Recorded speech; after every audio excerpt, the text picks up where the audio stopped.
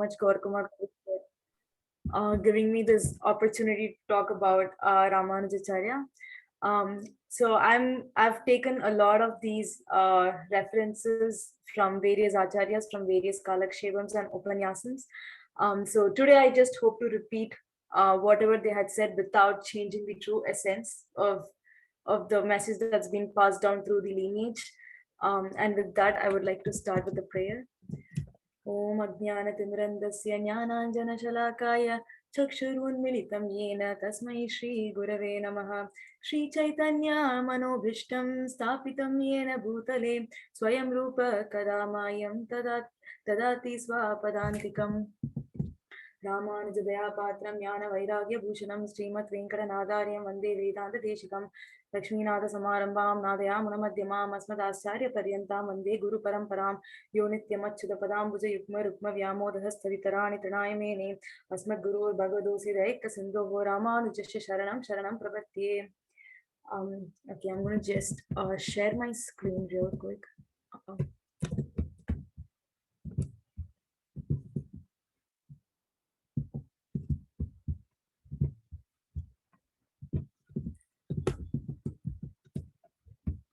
I hope everyone can see the slideshow.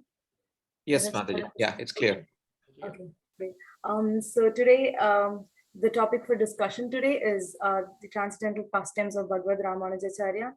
So Ramanujacharya was an advent and a very big philosopher and social reformer of Sri Vaishnavism, which is a section of Vaishnavism.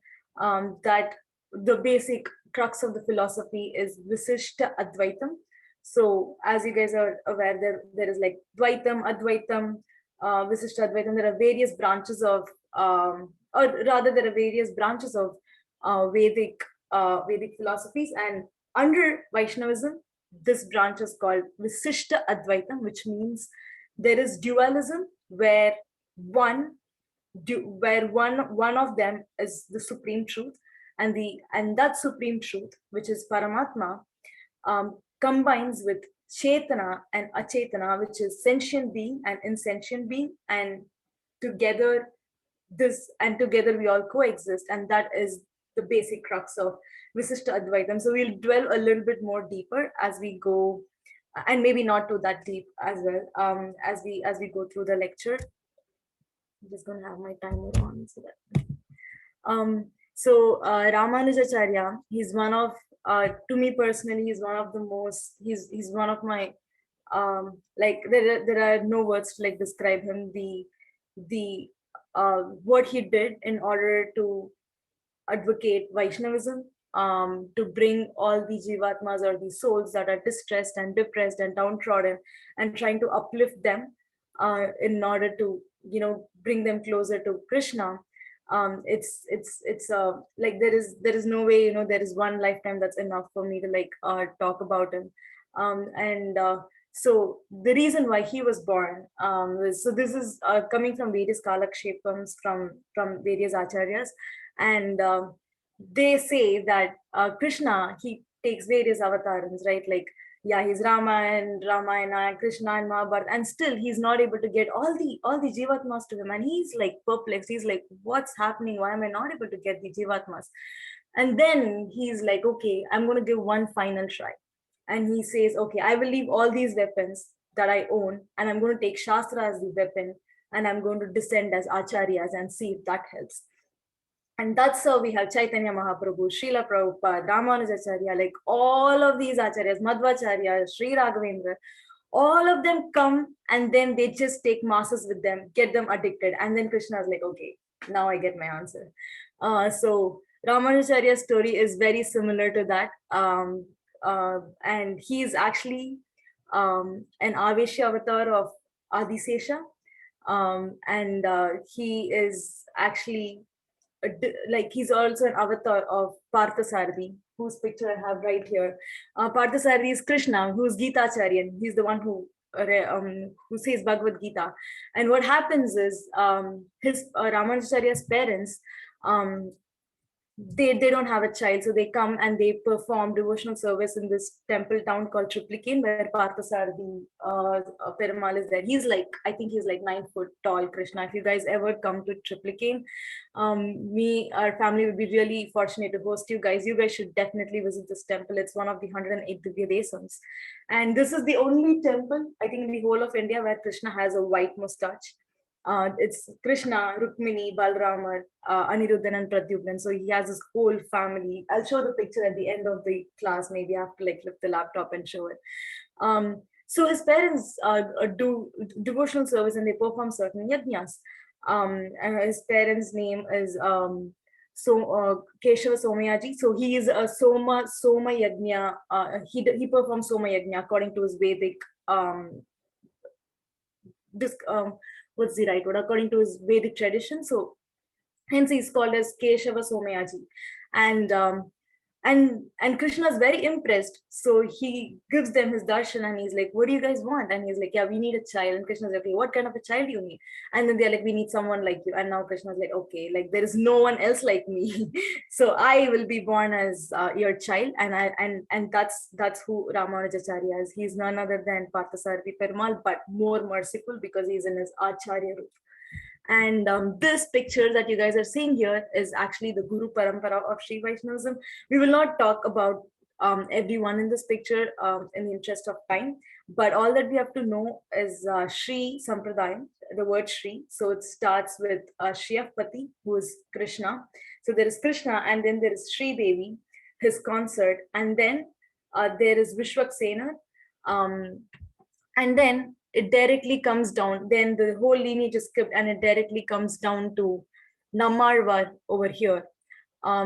So Krishna again, so we talked about how Krishna was perplexed because he's not able to attract the souls, right? So he first decides to send out Arvars. Arvar in Tamil means someone who is deep into something, but really deep. And here it means they are someone who are deeply interested in Krishna. And Acharyas put it the other way around. Krishna is deeply interested in them. That's why they're called as Arvars. And the problem with Arvars, though, was they were completely immersed in bhakti, that they would just wake up, write pastimes, and then they'll faint trying to relive the pastimes. They'll just faint because they cannot hold the separation from Krishna. They're like, okay, why you still keeping? If you read the Divya Prabandhams, you will hear these verses where Arvars are screaming. They're like, why are you still keeping me here? Like, what did I do? How long does it take for me to like come and serve you, come and see you? And they are going crazy. And hence they had no time to instruct the people. They are so immersed in bhakti movement, they can't see people, they cannot discriminate between a leaf and a human. Like they can see nothing but Krishna everywhere. There is this verse that says unnum sorum parugum neerum tinnum vettile ellam kannan, which means the rice that I eat, the water that I drink, and the beetle leaves that I eat is all Krishna.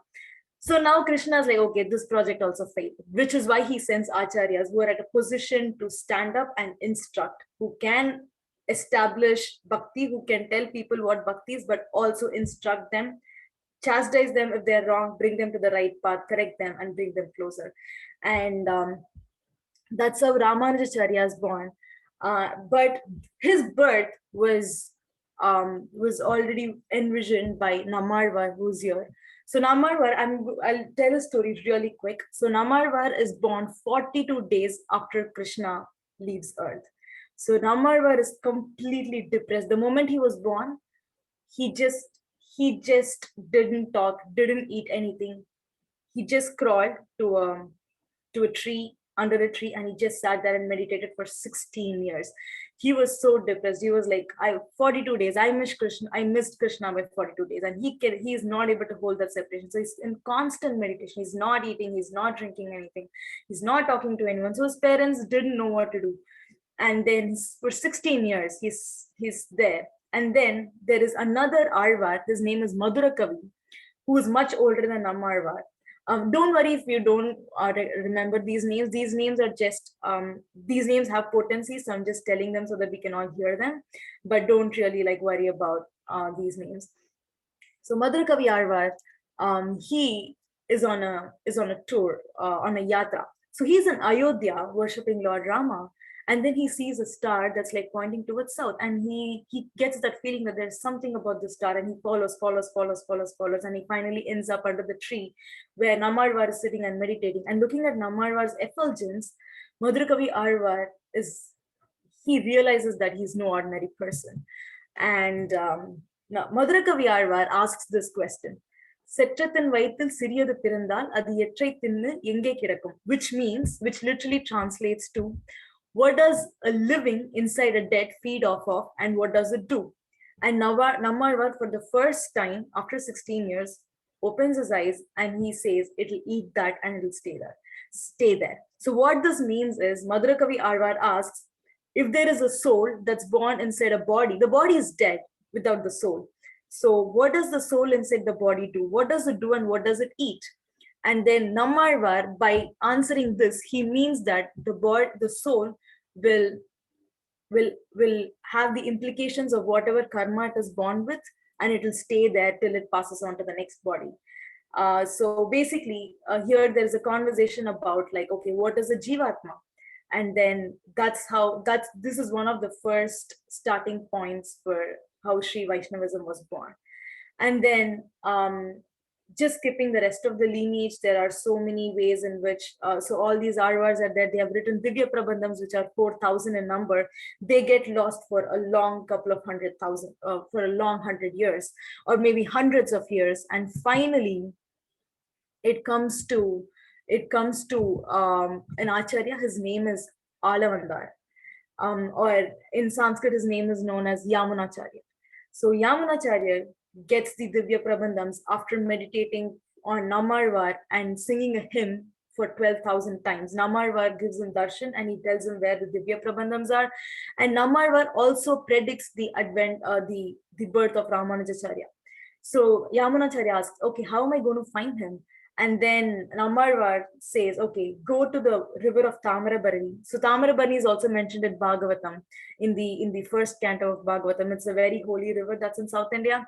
And there is a procedure. There is this procedure of like obtaining statue from a river.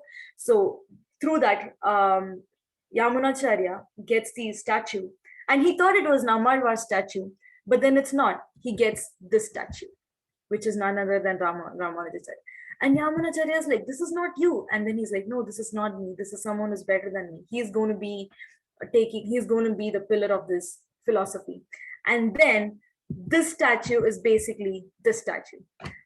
This is still there in Sri Perumbudur, which is also in Chennai. So if you guys get a chance, please go and visit him. This is the one. This is the holy statue that Nammalvar gave to Alavandar, and Alavandar was holding on to it. And and so in 1780 in Sri Perumbudur, Ramanujacharya was born, and he is named as Ilaya Arvan. Ilaya means young. Arvan usually refers to Rama. So young Rama is younger version of Rama is Lakshmana, who's also none other than Adisesha. Yamunacharya, we talked about Yamunacharya, right? So he had 5 disciples. So he had a lot of disciples. His 5 prime disciples will end up being Acharyas for Ramanujacharya. So we'll now see how Ramanujacharya gets into being an Acharya and establishing Vaishnavite principles. And what we have to remember is, around his time, there was a lot of abandoning of Vedas. There were a lot of Charuvakas, Shunyavadis. There's a lot of like advent of Buddhism and Jainism, and all of them were ripping Vedas of its meaning and of its importance. And there were these mass conversions happening, which is why Ramanujacharya's birth was very significant. So in that sense, Ramanujacharya first learns his initial lessons under an Advaiti called Yadava Prakasham. Why did he learn under an Advaiti? Well, first of all, in order to like bring something back, we need to know what we are dealing with. And that's how and so he has to understand what Advaita is, what Mayavadis are saying, what Shunyavadis are saying. So he ends up learning under Yadav Prakasham, who's a follower of who's an Advaiti, but he belongs to a slight variant of Advaiti. It's called as Jnana Karma Samuchayam, which means they hold Jnana Yoga and Karma Yoga as the topmost yoga in order to realize themselves as Brahmins. So what happens? He starts learning lessons under him, and then his mom has Ramanujacharya's mom has been very influential in his life. She every day she'll be singing like Divya Prabandhams and Pasurams and always meditating on those meanings. And it kind of sends a message, like even if we don't do something actively, just hearing the holy vibrations or the holy potencies, they carry a great energy inside us. And even in terms of like distress or when we are wavering, it always gives us a clear idea of like what's happening. And I'm pretty sure most of us would have realized it at some point in time, that there is this energy that's acting upon us. And in that sense, his mom sings this Divya Pramadam called Periya Tirumuri, and she just sang this song, Nanda Vilake Alatar Kariyai Naranaranane Karuma Muhilpol. She's just we'll talk about the meaning in a bit. It's all like a lot of these words are in Tamil, because most of the references are from Divya Prabandham, so please bear with me for those who don't understand it. um, so Yadav Prakashar, that day's lesson was on Brahman. So there is this verse called Satyam Jnanam Anantam Brahma, and a student reads this and he explains it as, yeah, Brahman cannot have all these gunas. The Brahman can either only have possess Satyatvam or possess Jnanatvam. Jnanam means knowledge, Satyam means truth, and Anantam is bliss. And Yadav Prakasha says it's very similar to Kandatvam, Mundatvam, or Purna Shringatvam, which means a cow can either have a full horn, half horn, or no horn. There cannot be a cow that's all full horn, half horn, or no horn. A cow can have only one variety of horn. It can have possess. Similarly, Brahman can have only one of these gunas. And then and Ramanuja had this very visceral feeling that that's not correct, that's not true. So he refutes by saying Brahman possesses all these qualities. It's just like how a woman can be a mother, also a wife, and also a worker. She can possess all these qualities and she is still she's one whole entity. Similarly, the Satyatvam is there because he is the truth, because he is not insentient. He is not sentient. And in sentient souls, we have like, okay, Badatmas, Muktatmas, Nityatmas, who are all uh, like various different jivatmas. So Badatmas are basically like those who are bonded with this body, those who have a material body, and we go through karma and we are succumbing to these karmic bondages. Nityatmas are basically those who are always in the spiritual planets, like Garuda, Adisesha. They're always in the spiritual planets. And then Muktatmas are those who were here at one point in time but have been liberated.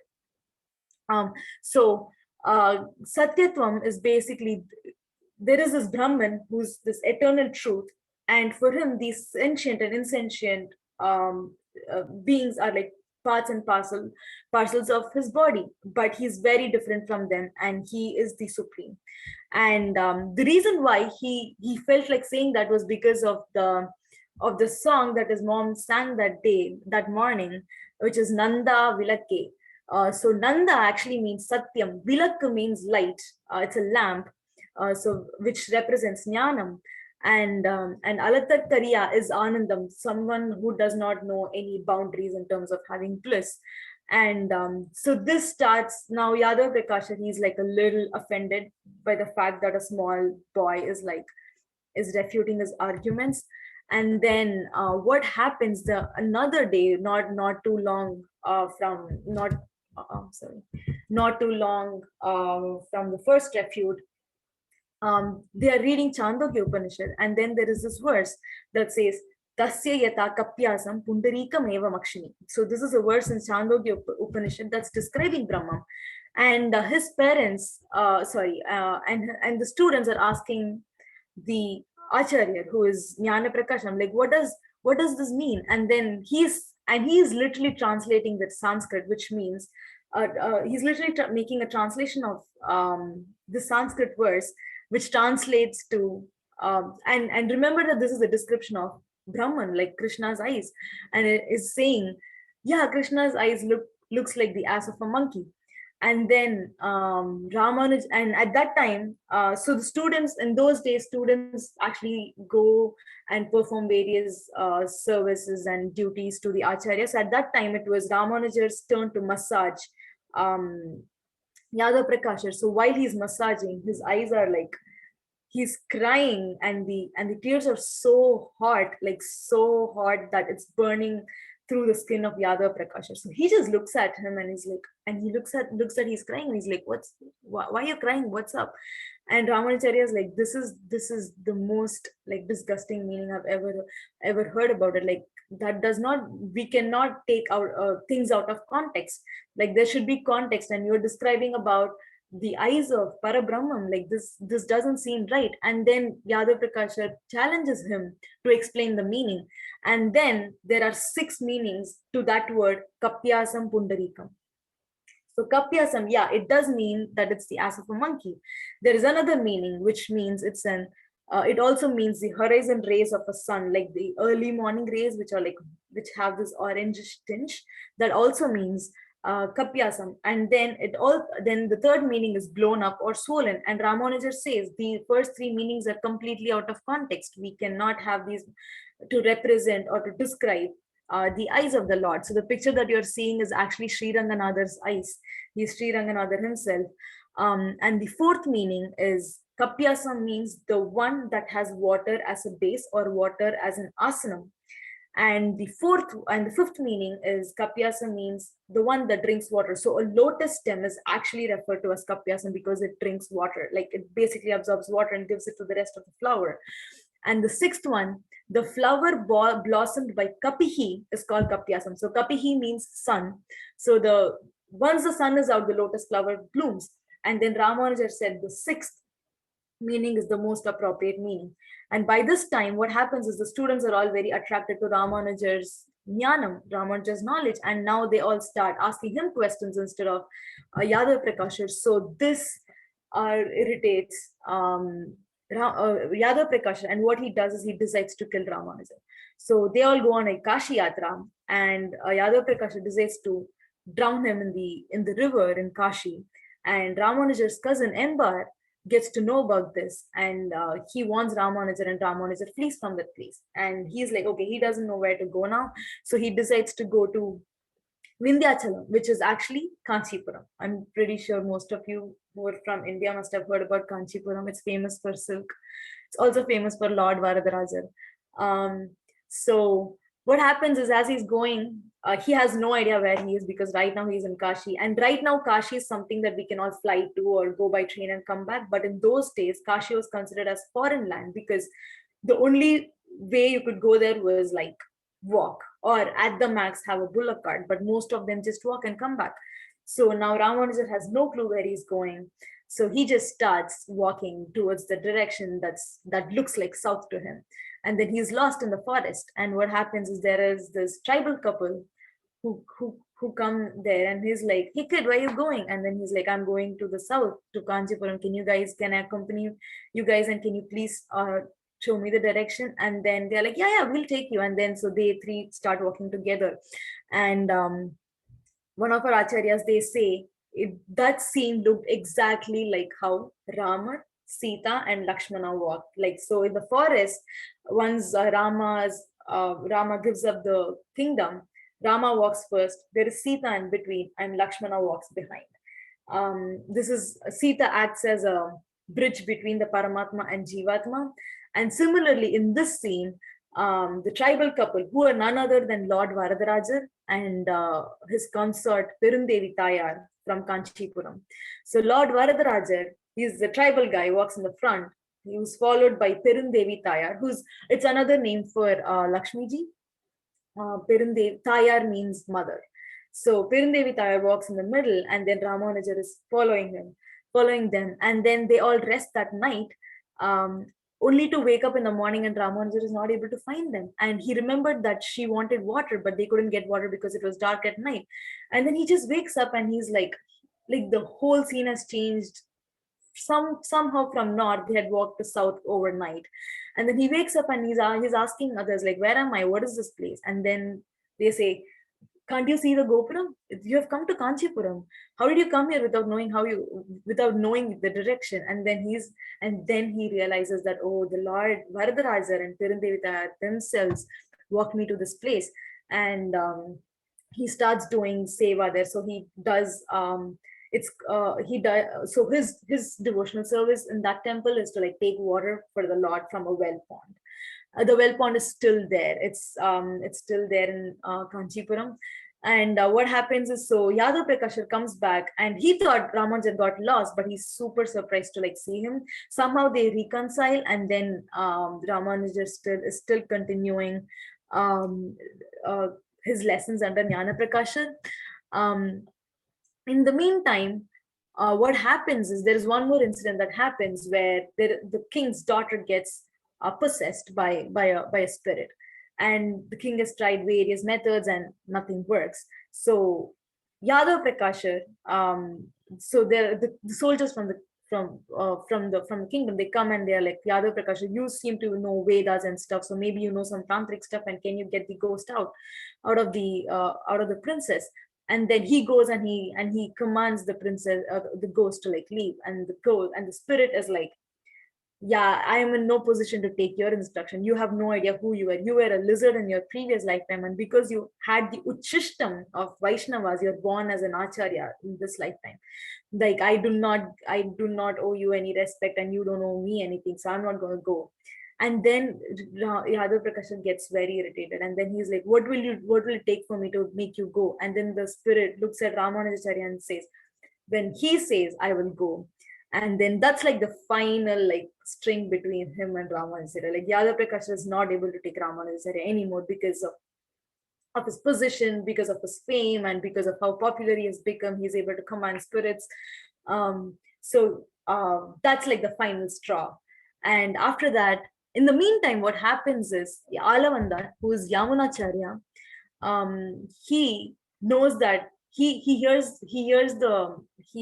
now hearing about all these like refutes by Ramanujacharya, and he has this visceral feeling that, okay, maybe he's the preceptor who Namarvar has pointed to. So he comes to see him in Kanchipuram. He sees him, and then the moment he sees him, he's like, okay, he is the person. So Alavana doesn't speak to him at that point, because like a Sishya always comes in search of a guru only when the Sishya feels the need that he or she needs a guru. So Alavanda just comes, he just blesses him mentally, and then comes back to Srirangam. And by that time, Ramanujacharya learns about Alavandar. And then he's like, okay, now I really need a guru. And he goes to Srirangam. The same day, Alavandar loses his consciousness and he goes into coma. He's in his final stage of his life. So he's like completely, he's like physically disabled, bedridden, except only 3 of his fingers are like protruding out. And Ramanujacharya comes and he's completely broken, because he's like, why am I not able to make a contribution to my devotional service? Why every time I try to like grow closer to the Lord, there is some test? Why is this happening? And he's completely crying. And then he just sees the 3 fingers. So he just sits down and meditates upon his guru, Alavandar. At that time, Ramanujar has taken him as his Manasika guru. And when he's meditating upon him, and then Ramanujacharya speaks 3 sentences. First one is, Alavandar wants me to write a bhashyam for Brahma Sutra. And then Alavandar's 1 finger closes down. And then the second one is to name 2 acharyas in Vaishnavism after Vedavyasar and Parashara Muni. So Vedavyasar and Parashara Muni are, like great acharyas for Vaishnavism. They have really enabled us to like access all these scriptures that we are reading. So that's like the second instruction from Alavandar, and then Alavandar's 2nd finger closes. And the third one is Tiruvaimuri, which is one of the Divya Prabandhams. It's also called as Dravida Veda. Ramanujar has to write purports for them. And now the third finger closes and Alavandar has a smile on his face. And that's it. After that, Alavandar leaves his body. But Ramanujacharya knows that his duty, he's bound to his duty now. And he looks, and the fact that Alavandar smile means he has approved whatever Ramanujar has spoken. And now Ramanujar is like set on making these things happen. So what he does is, first thing he does is, he has to find, now he has another, like a lot of questions. And one of Alavandar's disciple, his name is Tirukatchinambi. Again, don't have to worry about the names that much. So Tirukatchinambi, his service is very interesting. He, every night, after all the darshan is over and the temple is about to close, okay, just tracking back a little bit more. So this deity that you see, this is Varadarajar from Kanchipuram. If you see, his face is like, it's not like smooth, it's like puckered. That's because he was born from an yajna, from an Agni Homa, and this Agni Homa was done by Brahma himself. So he is feeling hot all the time. And for those who have been in Chennai, like, you guys know how hot it is. It's just hot. So Varadarajar is like always feeling hot because he's already born out of fire. And then sadly, he's in Tamil Nadu, which is always hot. And Tirukatchinambigal, what he does is every night he goes and he fans Varadarajar. He doesn't just fan, he tells the happenings of the city. He's like, yeah, you know, like this king did this soldier did this, my aunties, like this one did this. And you know, he has these daily talks giving him updates about what's happening in Kanchipuram. And Varadarajar completely enjoys the service. So they have that kind of a close relationship. Even today, if you go to Kanchipuram, you will still see the fan that was held by Tirukatchinambika. It is still there even today. It's just amazing. It's beyond my conception of how that kind of like and these are all just like pastimes of recent thousand years ago, like not maybe not that too long, I don't know. So Ramanujar approaches Tirukatchinambigal and he says, see, you have a very personal relationship with Lord Varadaraja. I have a couple of questions. Can you please get it clarified? And Tirukatchinambigal is like, yeah, tell me, what questions do you have? And it's like, sorry, I can't tell because I'm not able to comprehend my questions. But you go tell Varadaraja and he'll figure it out. So Tirukatchinambigal does the fanning service, he gets his service done, and then he's like, oh, by the way, Varadaraja, Ramanuja talk to me. Looks like he has some questions. And then Varadaraja is like, yes. And then he's like, here are my 6 instructions, ask him to just follow that. So Varadaraja, obviously, he being the Paramatma, knows what was running in Ramanujacharya's mind, and he gives 6 instructions to him. First instruction is Ahameva Param Tattvam. I alone am the supreme being. Darshanam Bheda Evacha. The true religion has differences among the entities. So this basically means the discrimination between Jivatma and Paramatma. Third one is Upayeshu Prapatishyat, which means like one should refrain from trying to attain salvation by himself or herself and completely be dependent on the Lord. The fourth one is Dehavasane Mokshamcha. Moksha will be attained immediately after the soul leaves the body. And the last instruction is Mahapurna Samashraya. Reach the feet of Mahapurna, who's Periyanambi. Mahapurna, his Tamil name is Periyanambi, who's Ramanujacharya's uncle, who also happens to be the disciple of Alavandar. So now we have talked about 2 disciples of Alavandar, Periyanambi and Tirukatchinambigal. So Periyanambi is Ramanujacharya's uncle, and Tirukatchinambi is the one who actually fans the Lord. So what happens is we will see how Ramanujacharya attains. So Ramanujacharya actually, he starts heading towards his uncle, and his uncle, having heard the news, starts coming towards Ramanujacharya, and they both meet in Madurantangam, which is the place where Rama and Lakshmana, it's one of, I'm not sure now, but I think it's the place where Rama and Lakshmana rested for a couple of nights, and it's there in Tamil Nadu. It's called Madurantakam, and there is a small pond where they took bath, and that pond actually never dries out. Like every other water body in Tamil Nadu dries out, but not that one. So what happens is there Ramanujacharya takes Samashrayanam. Samashrayanam is a form of initiation. So it basically involves, it has 5 steps. One of the steps is Shankha Chakra Lanchanam, which means the Acharyas take an impression of Shank and Chakra, showed in the fire and imprinted. It's like tattoo, but nobody can see it. But it's a way of like purifying your body. And it's a form of attaining dasatvam. So your body, so you are now a dasan of dasana. So while this happened, his grihasthashram slowly starts to fall apart. So he did get married. I forgot to mention that, but his family is not being very conducive to his spiritual growth. So the first one is Ramanujar actually invites Tirukatchi Nambigal to come have lunch at his place, and Ramanujar was like, and then I will have his uchishtam so that I can purify myself.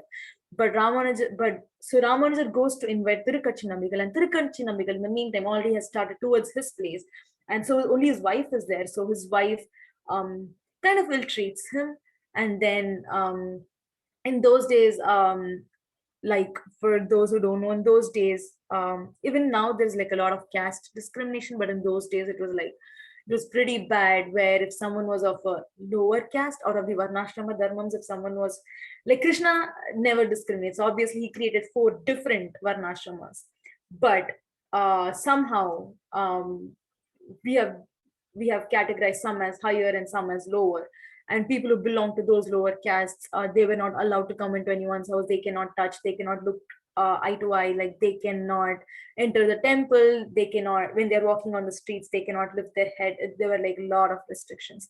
So Tirukatchi Nambigal belonged to one such caste, and then when he came, she just gave food out of compulsion, and she didn't give the proper respect that we are supposed to give in the form of Aditi Devo Bhava. And after he left, she broke all the pots with which she cooked for him and threw his plate, and then washed the entire house so that there is like no impression of him in the house. And Ramanujar comes, and then he learns of what had happened, and he is completely, and he's shell shocked, and he's like, he's a Bhagavata like this, and he called that as his most like unfortunate days, because of coming so close to a Bhagavata yet so far away from a Bhagavata, and he, that was like a very big Bhagavata aparadham for him. And another incident happens where, so as Ramanujacharya is learning from his guru Periya Nambi, he says, I want to serve you now, can you and your wife please come and stay at my place? So they both um agree to it, and they stay at Ramanujacharya's place. And while Periyanambi and Ramanujacharya are learning the meanings, both of their wives get into various conflicts. And again, Ramacharya is in his Purvashramam, his wife uh, insults Periyanambi's wife. So she's not able to take that anymore, and she says, "Let's not stay here." And so the guru, and for Periyanambi, he doesn't take any offense. He's like, I don't want to insult a Bhagavadan like Ramanujacharya and his wife. So Periyanambi, being his guru, leaves because he thinks that was a Bhagavata aparadh. And again, this throws Ramanujar off, and he's like, he's very sad about it. And another incident happens where his wife doesn't give food for the needy, although they had food in their house. And that's like a final breaking straw in his grihasthashram. So he thinks for a while, then he just says, okay, with this I cannot have my Vaishnava vision, um, like I don't see my devotion or my duties that I've committed to Allah and that happening anytime soon. So he leaves and becomes a sannyasi. And then once he becomes sannyasi, Lord Varadaraja himself names him as Ramanujamuni. So until then he was known as Ilayalvan. That was the name he's been carrying.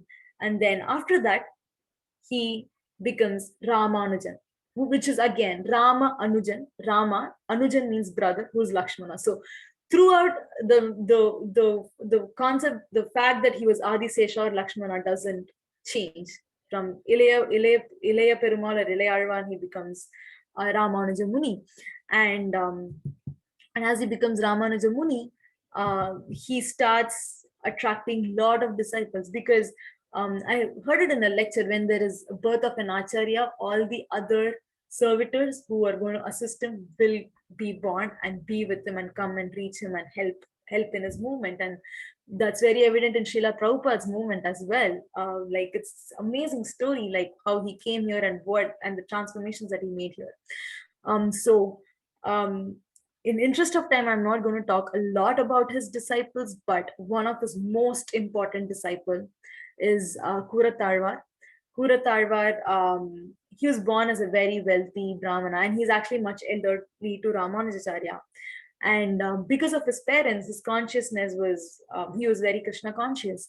And what happens is, he does a lot of so annadana means you it's basically like giving food for everyone, like for everyone around your place. And this was a way, even temples do annadanam, so this is a way in which needy can keep themselves fed even if they are not able to like make their ends meet. So he did a lot of annadanam, and he was into a lot of like bhagavata seva. So what happens is, he's so wealthy, so he does all these annadanam, and then finally when his doors shut, his doors are like bedecked with like uh, costly bells, and then he closes his door, then opens it again for annadanam. The next day annadanam is going on through, again closes his door, and then this keeps happening. And then Tirukkachi Namigal one day comes, and then he meets Kuratharvan and says, yeah, I heard Perudevi Taya talk about you yesterday. Kuratharvan is like so excited. He was like, Perudevi Taya talked about me? And he was like, yeah, she was telling about how the sound of your doorbells are bigger than her doorbells. And then it strikes a thunder in Kuratharvan, because he was like, oh, so Perudevi Taya talked about my wealth and not about my devotion. Now, I don't want that kind of a wealthy life. Like, I don't want my doorbells to be her. I don't want her to think about me and then think about the wealth that I have. This is nothing in front of her. So at that same moment, he abandons, or rather distributes his wealth, takes or gives away all his possession. He and his wife, they go and surrender Ramanujan. He is in a flash of a second, he is able to like completely disassociate himself, and he's able to see what is like most important. And his entry is like really important, because he's like the pillar for Ramanujacharya's movement. And Ramanuja Nutrandadi, which means Nutra, and Nur means 100. Andadi is it's a format for him. Nutrandadi, Ramanuja Nutrandadi is one of the Divya Prabandhams written by one of the acharyas. We'll talk about him as well. It is also known as Prapanna Gayatri. For Vaishnavas, this is the Gayatri mantra. Like there is no other Gayatri mantra. Prapannas are those who have surrendered to the Lord. It's one of the important scriptures that a lot of us read, and there comes this line, Muriyai kadakkum perumpugaran vanjamum kurumbam nam koorathaalvan sharan pugundapin. So Koorathaalva, so one will attain, one will transcend the material desires only after surrendering to Koorathaalvan and then to Ramanuja. So that's how important Koorathaalva's contribution to this movement was. We'll talk about it in a couple of slides from now. So what also happened interestingly was Yadav Prakasha realized his mistake, and then he also becomes a disciple of Ramanujacharya, and he takes the name Govinda Dasar, and he writes this book called Yeti Dharmam Samuchayam. And then another disciple, Embar, who's Ramanuja's cousin. I'm going to skip him for now, just keeping time in mind, but we'll come back to him later. And then there is one more devotee or disciple. His name is Vadiganambi. Vadiganambi, he lived by the belief that Acharya is above Krishna. So there were so many pastimes where even if Sri Ranganatha is walking on the streets and Ramanuja is like, Vadiga, come here, like, look, Sri Ranganatha is coming. And then Vadiganambi, if he's doing something for Ramanujacharya, like boiling milk, he'll be like, you look at your Lord, I'll take care of my Lord. And he'll be like boiling the milk. Even if Sri Ranganatha comes to his doorstep, he'll be like, yeah, you have to wait, like I'm doing something for Ramanujacharya. And even if they are going for yatras and stuff, he will pack his deities, like his Vishnu deity, Lakshmi deity, and then on top of that, he'll put Sri Ramanujacharya's padukas. And then Ramanujacharya, when he sees that, he'll be like, Badiga, what a great offense are you doing? How can you put my Padaka on top of Krishna? And then he'll be like, your Padakas are the only ones who's showing who Krishna is to me. So I don't need Krishna if I don't have you in my mind. So he puts that, and then so he lived by that belief that Acharya is the most important, like if Krishna or Acharya, and then he's like Acharya. And then Ramanujacharya, after taking sannyas ashramam, he starts learning about various Upanishads. He dwells much deeper. And Brahma Sutrams are basically like purports for Vedas. And at that time, the only Brahma Sutram that was available was Shankara Bhashyam, which was written by Adi Shankaracharya. And Ramanujar had to give a non-Advaitic meaning to it, which is why he started delving much more deeper into it. And he did end up writing Sri Bhashyam, which is a purport for Brahma Sutra, which we'll again learn in a bit. And then he had to learn very important meanings. So one of them is Ashtakshara Mantram or Ashtakshara Artham and Charma Shlokam. So Charma Shlokam is basically Sarva Dharman Parityajya. And then Ashtakshara Mantram is Namaha Narayana. These mantras, Ashtakshara Mantram is something we are not supposed to like say. We can say the meaning, but not the mantram itself. It's supposed to come only from your Acharya. So he goes to Tirukoshtiyur Nambi, trying to learn the meaning. And Tirukoshtiyur Nambi, the third disciple of Alavandar. So Tirukachi Nambigal, Periya Nambi, Tirukoshtiyur Nambi. Tirukoshtiyur Nambi is a very strict Acharya. So he sends back Ramanujacharya every single time he comes. And every single time he's like, yeah, you need to get rid of your material qualifications. You need to get rid of the attachment that you have to your body. Okay, now you have to get rid of the, like he gives like 17 reasons that Ramanujacharya has to get rid of. And then Ramanujacharya keeps going back. And then finally the 18th time, he gives him the mantram. And then he says, okay, Ramanuja, I've told you this mantram and its meaning. Now, every single time you tell this to someone, you better test them and tell. Ramanujacharya is like, yeah, I'll test them and tell. And then he goes to this market and he sees all these like daily wagers who are trying to make their ends meet. There are fruit hawkers, like people who are like cobblers, who are like cutting wood. And he's like, how are they ever going to have the time or the energy to like learn about these arthams? And if Tirukoshtiyur Nambi is going to test them like this, like there's no way they are going to know. So he'll climb the top of temple in Tirukoshtiyur, and he will announce to everyone that those who are interested in taking Samashrayanam, those who are interested in the Lord, please come to me and I'll tell you the meaning. And Tirukoshtiyur Nambi gets hear this and he is infuriated. He comes and he's like, you fool, you just disregarded my words. Do you know what happens to those who disregard your Acharya's words? And you will go to hell. And then Ramanujacharya comes down and he says, if I am the only one who's going to hell, and if all these guys get to go back to spiritual world, then I will take hell. I prefer hell. And then Tirukoshtiyur Nambi is shell-shocked and he just starts crying and hugs Ramanujacharya and he calls him Yem Perumanoroni, which means Yem Perumanar means Yem is me, Peruman is Lord. You are my Lord. I'm not your guru anymore. You are my Lord. And then what happens is and then Ramanujacharya goes to learn Ramayana under Periya Nambi. And then by this time Periya Nambi is in Tirumala. So he learns Ramayana's meanings without climbing the mala, because he knows that the mala, Tirumala is nothing but the Lord itself. So this is a statement in Rig Veda about Tirupati. Arai Kane Vikate Girim Gacha. Girim Gachas, go to that mountain, which is Vikate, which is Venkatam or Tirumala. Which is one of the most important temples. It's famous for how rich the temple is, but it has a lot of significance in Vaishnava literature. And Ramanujar says, I cannot climb the mountain with my foot because the whole mala itself is the Lord. So he climbs the mountain with his knees. He climbs up and down only using his knees, and then he stays there, learns Ramayana, comes down every night because he doesn't want to attend his nature calls in the mountain, because the mountain itself is Lord. And he ends up writing all these Yeah. So he ends up writing all these Navagrantams.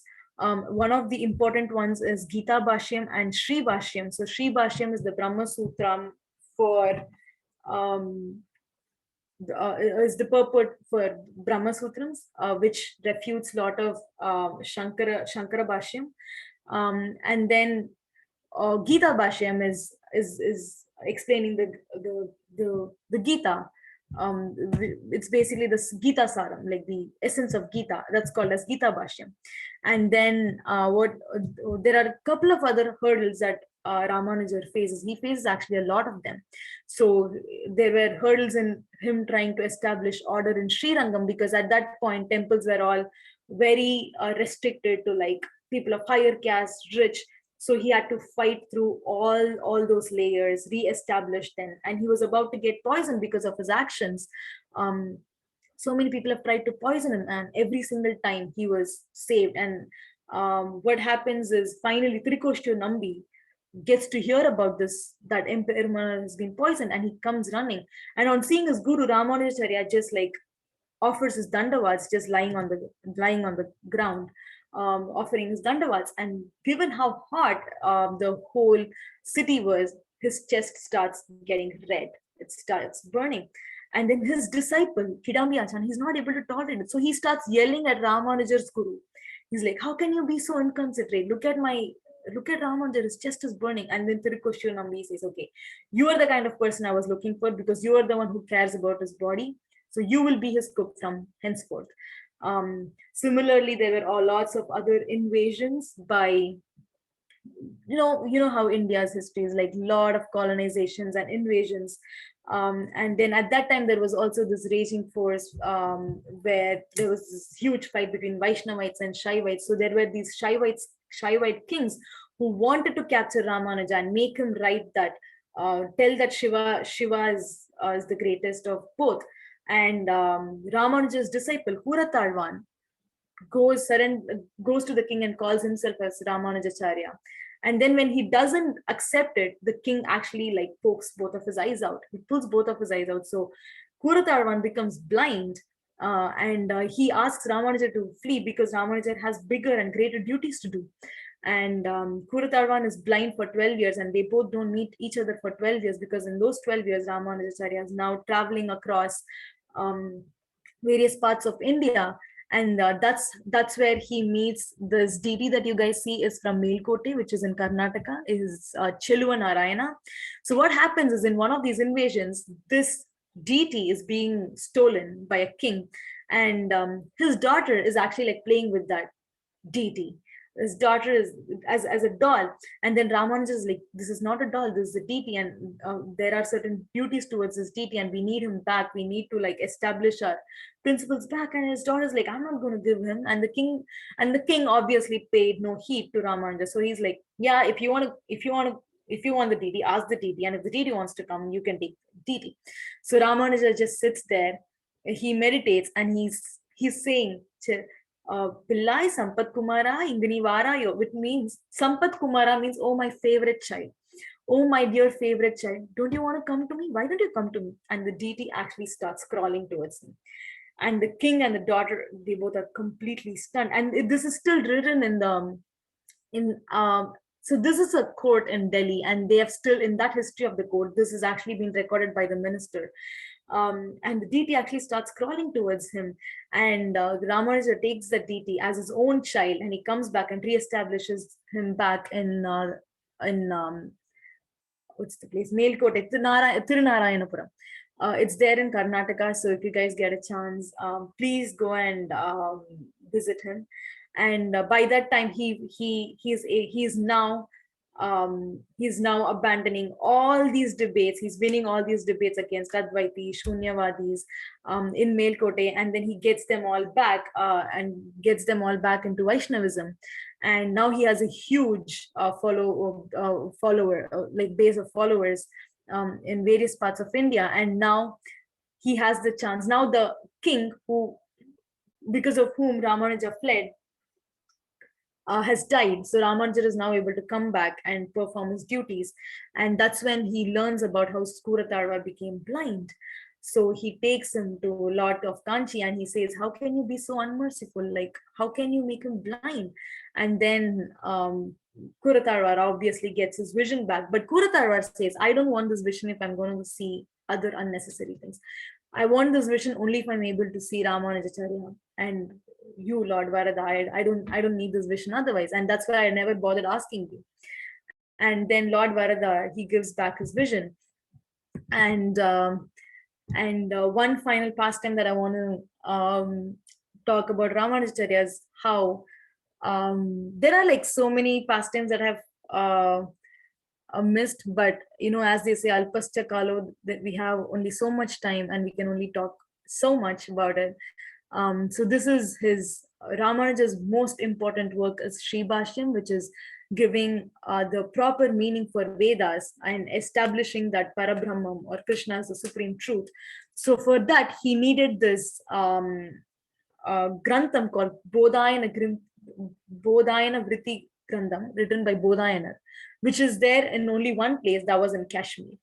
So he and Kuratarwar walks all the way to Kashmir, and not everybody can go and get that scripture. You have to solve a puzzle that was set by Goddess Saraswati herself.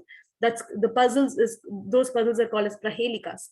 So Goddess Saraswati, and that puzzle was nothing but the meaning of the Chandogya Upanishad statement that we just saw, where him and Yadav Prakash had a refute, which was Kapyasam Pundarikaksham. So that was the same puzzle.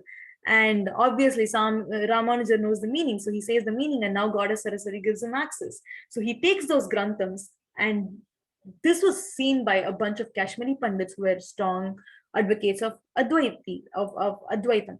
So they follow Ramanuja throughout night. And for 2 days, they have been following him, and they steal the scriptures and then run back. Now Ramanujan is like, okay, now I lost that one copy that I had, and now I have no idea how to get these Brahma Sutrams. And Kuratarwar saves Ramanujan again there. Kuratarwar is called as Eka Santagrahi, which means someone who can perceive and absorb information by seeing them just once. They are able to process it to the finest detail. They are called as Eka Santagrahis. Kuratarwar was one of them, and he told Ramanuja that every night after Ramanuja fell asleep, Kuratarwar would read the scriptures. So he had memorized the whole of Bodhayana Vritti Grandhams, and using just Kuratarwar, he wrote Sri Bhashyam, and he offered that back to Goddess Saraswati, his work, and Goddess Saraswati named him, henceforth he will be known as Sri Bhashyakara. So that's another name that Ramanujacharya has.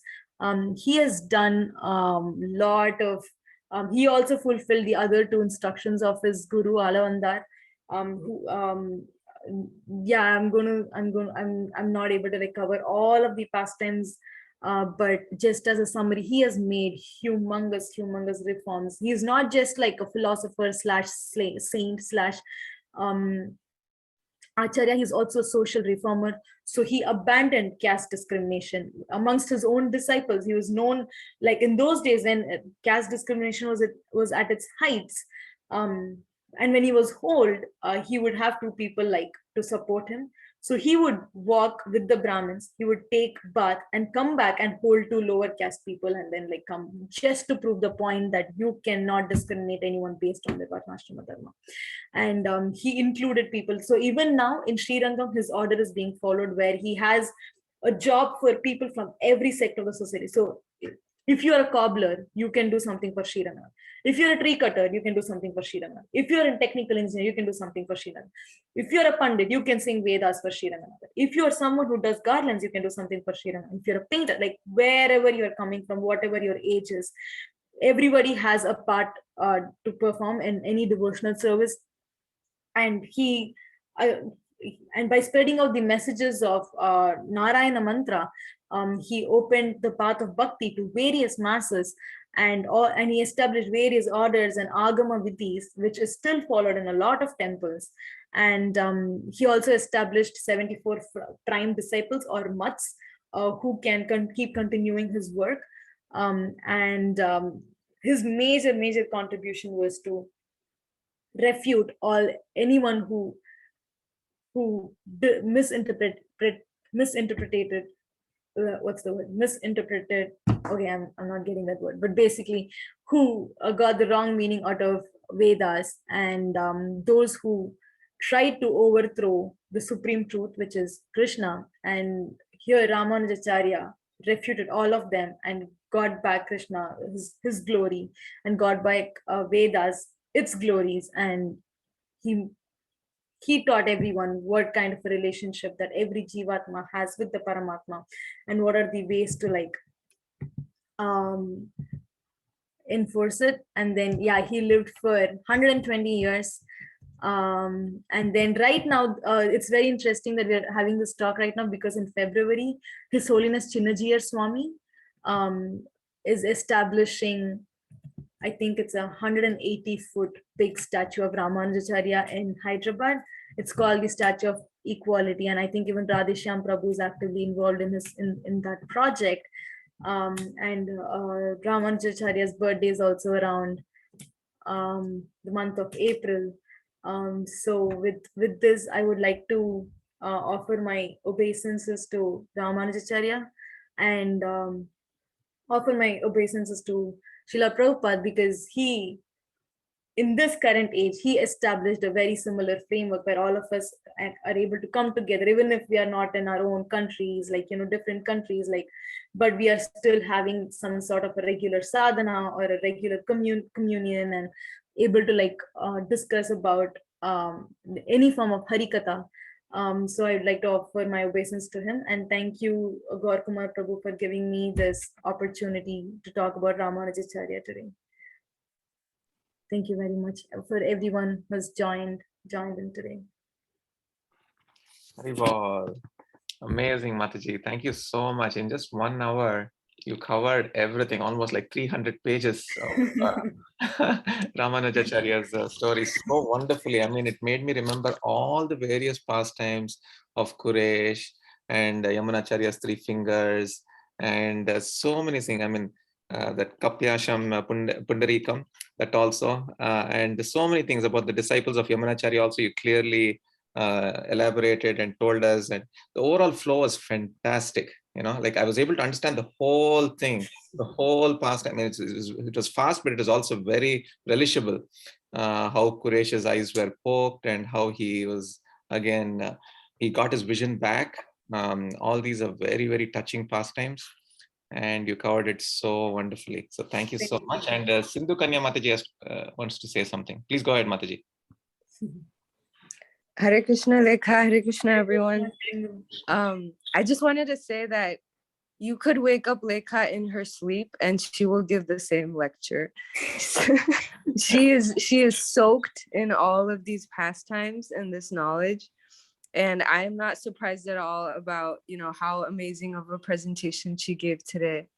And just another quick thing, Vinay and Lekha really like talking about these pastimes a lot, and being inspired from her. Vinay named his cousin's son Ramanuj. So yeah, I just wanted to mention that. But yeah, thank you, Lekha, for amazing lecture. Thank you. And we miss you and everyone here. Are you in India, Mataji? Sindhu Kanya Mataji? Yeah, we're in India. Okay. How's it going there? It's a little rough with COVID, but otherwise doing great. Spending time with family. So okay. Yeah. Thank you for attending, even though you're in India. Yeah. Hare Krishna. Vrinda Mataji, please go ahead. Haribol, Lekha. Haribol. Thank you for such an amazing class. You gave us like a full course on Ramanujacharya. So thankful. And I mean, everything was so amazing, and especially the love of his disciples towards Ramanujacharya, that was beautiful. And all the temples you told us about, I'm like now dying to visit all of them. Like we all know, Lekha is amazing. And one little thing, when Sindhu was sharing something, I remembered. So she was about to drop she has Rukmini and Vithala deities. She wanted to drop them once at my place. But then she said, no, it's okay, because they are like the parents of other deities at home, so they'll feel sad. I was so touched. I was so good. She has a lot of love towards the deities, and you just inspire me every day. So thank you for the beautiful, beautiful class. Hari Bol. You have to show Thank us you. the darshan of your deities, Mataji, later. I think Yeah, for sure. I'm sitting right behind them, right in front of them. Yeah, I'll definitely show. so. Krishna and Prabhu, please go ahead, Prabhu. Hari Bol, Hare Krishna Mataji. This was Hare such a nice class. You're like a true Vaishnava scholar. You know, you didn't stop. You didn't even pause. You covered so many pastimes. It was so wonderful to hear. And you know, the one story that I really loved was the one where Ramanujacharya goes on top of the hill and he announces to the whole world the mantra. Right. Yeah, and that was amazing. And then, you know, and one more thing for people who may not know, you mentioned Triplicane in the beginning, which is one of my favorite temples, Triplicane Parthasarathi temple in Chennai. And that Triplicane temple also, the you know, Krishna has marks on his face. Right. And somebody told me that it was because he was in the war with Arjuna, and you know, he also, you know, he also got a lot of like shrapnels and stuff on his face, and he still stood there and he you know, guided Arjuna. So it's a beautiful, beautiful temple. And so thank you for, you know, mentioning so many temples and so many things. You covered so many things today. It was a wonderful, wonderful class. Thank you so much. Thank you, Prabhu. Thank you so much. And thank you for reminiscing on the pastimes of Parthasarathi Perumal as well. Yeah, his face is also puckered because they're all the arrows from Bhishma. So he's like taking them, trying to protect Arjuna. Right. Yes. And even the pastime of that really touched me was Ramanujacharya walking up the hill of Tirupati on his knees. Yeah. And you know, most of the time that I've gone, I think only once or twice I've walked up. You know, most of the time we just take the car and we just go up there. But imagine him walking up on his knees is so amazing. Such an amazing pastime. Thank you, Mataji. Thank you, Prabhu. Thank you, Krishna and Prabhu. Nitya wants to say something. Yes, Hare Krishna, Lekha. Hare Krishna, Nitya Krishna Mataji. Yeah, it was such a wonderful, amazing lecture. I could relate to all the you know, Tamil things that, you know, pasarams and everything that you were saying very clearly. And yeah, so the moment I read that, you know, your flyer said Ramanujacharya, it just took me back to what you know, Radhanath Swami Maharaj talks about Ramanujacharya's pastimes in detail in you know, many lectures. And I was just looking out for Qureshis especially, and also the one on the top of the you know, hill, and saying, you know, saying it out. It's not a secret anymore. Everybody has to get it. I don't know what a merciful person, what a compassionate person he is. And you know, it's just a lot of things strikes a very parallel you know, theme with Chaitanya Mahaprabhu also. You know, he was also into the you know, the like abandoning the caste, the discrimination, and you know, it should be available for every single person. And it's amazing. And how they also lost the, you know, the scriptures at some point, and then they got back. So all of these you know, events and pastimes I could relate to some in the Chaitanya Charitamrita parallelly also, just coming and going. So it was really, really wonderful. Actually, it was what was my aha moment was knowing that Alavandar is Yamunacharya. I did not know. That was my aha moment right there. And I was like, wow. And I've heard about Alavandar. Actually, I did visit a lot of these temples that you were talking about in Tamil Nadu, and I did see all those alvars. Actually, for those of you, you know, you like who may not be able to visit or who wants to visit in future, all these alvars will be, you know, present throughout, around, surrounding the Sanctum Sanctorum. Mhm. Right? Lekha, like, did I mention this right? Yeah, definitely. Yeah, you're Yeah, right. so actually you can see their individual murtis of all of these alvars surrounding the main deity.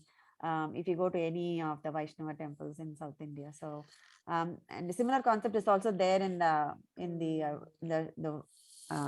Shaivites also. But Mhm. anyways, it's a really wonderful explanation. I absolutely, not even one single moment I was like away from, thinking, oh, no, the thought came to my mind. It was just the whole 1 hour was captivating and simply fantastic. Thank you so much. Thank you. Thank you so much, Mataji. Jitendra Prabhu? Hare Krishna, Lekha Mataji, thank you Hare so Krishna, much. Jit Prabhu. It was so lovely to see your enthusiasm and love for Ramanujacharya. It's like I think each one of us is crazy about some Acharya. Yeah. Like I know I love Jiva Goswami, Hmm. and although I'm not qualified to understand what he did, but I really appreciate his contributions. You are crazy about Ramanujacharya. Then Gaur Kumar Prabhu, I don't know if he's crazy about, but I know he has a lot of appreciation for Gopal Bhatta Goswami. Mhm. So yeah, he had given a talk. So yeah, it's really amazing to see devotees being so enthusiastic about some Acharya, and it's really amazing to see their contributions. And you covered it so nicely, and all this coming from such a staunch follower, such a staunch, I would say, adherent of Ramanuja Sampradaya. It's really amazing. So yeah, thank you so much. And I in New Vrindavan, I didn't know that you have such a wealth of knowledge. No. It was really nice that I got to hear this. Thank you so much. Thank you. Thank you so much, Jit Prabhu. Thank you. Last but not least, Vinay Prabhu from India. Hari Bol, Hare Krishna, Lekha, Hare Krishna, Hari Bol, everyone. Vinay. Dandavats.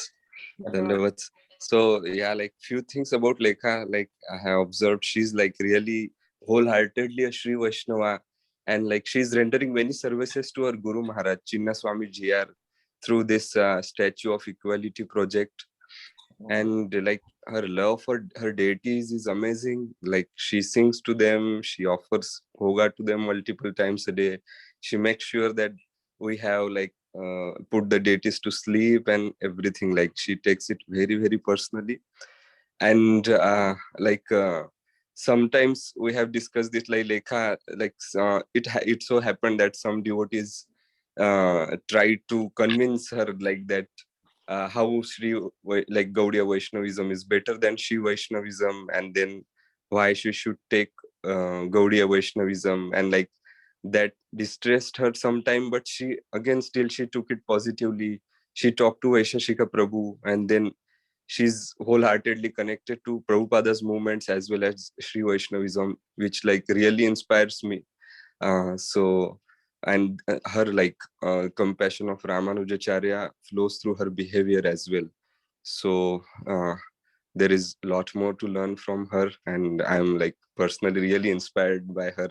And as Sindhu Kanya told, we named my cousin's kid as Ramanuja. So yeah, everyone loved that name. So yeah, thank you so much, Lekha, and the lecture was simply wonderful. Haribol. Thank you so much, Vinay. Hari Bol. Well, thank you so much, Vinay Prabhu, for all these insights. I mean, it's amazing to know how advanced Lekha Mataji is. Thank you, thank you, thank you.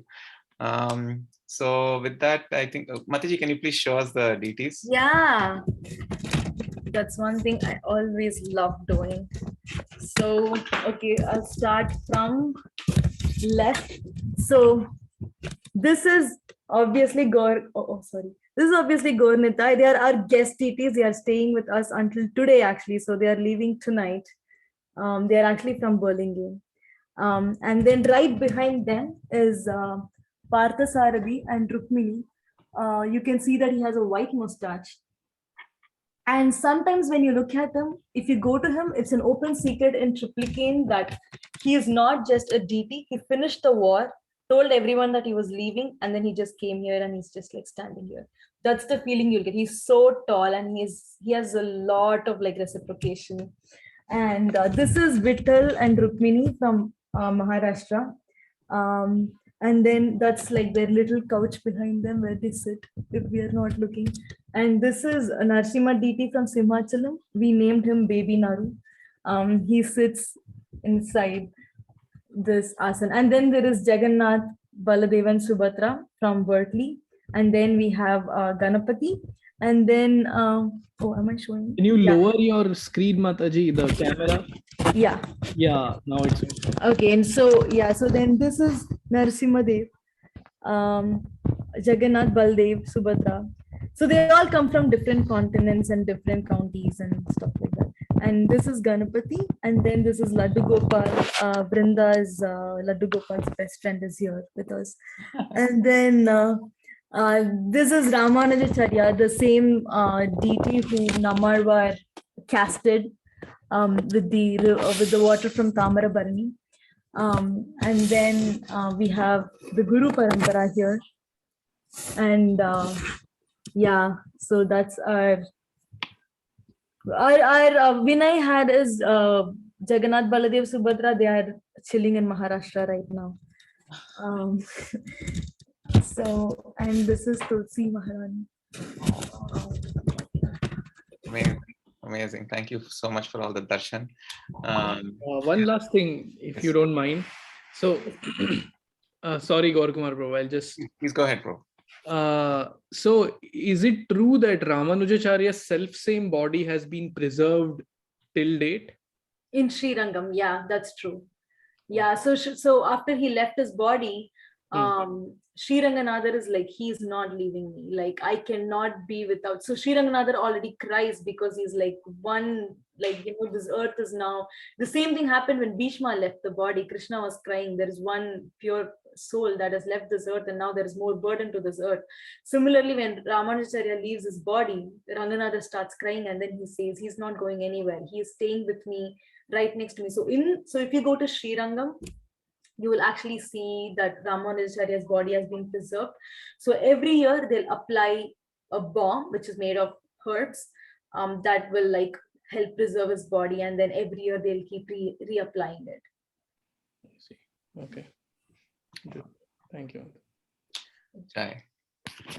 Anybody else has any questions or final comments? Nitya is saying it's called Jiva Samadhi. Jiva Samadhi, yeah. Yeah. Okay. So thank you all so much, everyone, for joining today. So Vancha Kalpatarubhyascha Kripa Sindhubhyo Vacha Patitanam Pavanebhyo Vaishnavebhyo Namo Namo. Ananta Koti Vaishnavrinda ki jai, Srila Prabhupada ki jai, Srila Ramanujacharya ki jai, and Lekha Mataji ki jai. Hariva. Thank you so much for the opportunity, Prabhu. And thanks everyone for joining. Thank you all. Hare Krishna. Dandavad Pranam.